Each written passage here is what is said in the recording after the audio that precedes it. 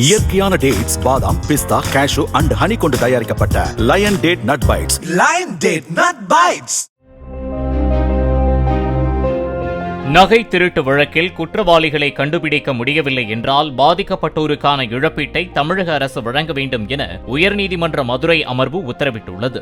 மதுரையைச் சேர்ந்த பெண் ஒருவர் 2015 தனது வீட்டில் 75 சவரன் நகை மற்றும் பணம் கொள்ளையடிக்கப்பட்டதாகவும் வழக்கு பதிவு செய்யப்பட்டு 9 வருடங்களாகியும் குற்றவாளிகளை கண்டுபிடிக்கவில்லை என்றும் வழக்குகள் தொடர்ந்தார். அதனை விசாரித்த நீதிபதி புகழேந்தி, நகை திருட்டு வழக்கில் குற்றவாளியை கண்டுபிடிக்க முடியவில்லை என போலீசார் பதிவு செய்த நாளில் இருந்து குறிப்பிட்ட கால இடைவெளிக்குள் சம்பந்தப்பட்ட நகையின் மொத்த மதிப்பில் 30% தொகையை புகார்தாரருக்கு தமிழக அரசு இழப்பீடாக வழங்க உத்தரவிட்டார்.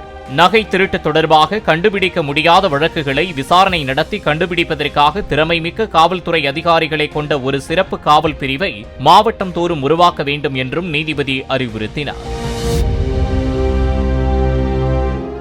இயற்கையான டேட்ஸ், பாதாம், பிஸ்தா, கேஷு அண்ட் ஹனி கொண்டு தயாரிக்கப்பட்ட lion date nut bites. Lion date nut bites. Play store மற்றும் ஆப் ஸ்டோரில் இருந்து பாலிமர் செயலியை QR கோடு மூலம் பதிவிறக்கம் செய்யுங்கள். செய்திகளை உடனுக்குடன் பெறுங்கள்.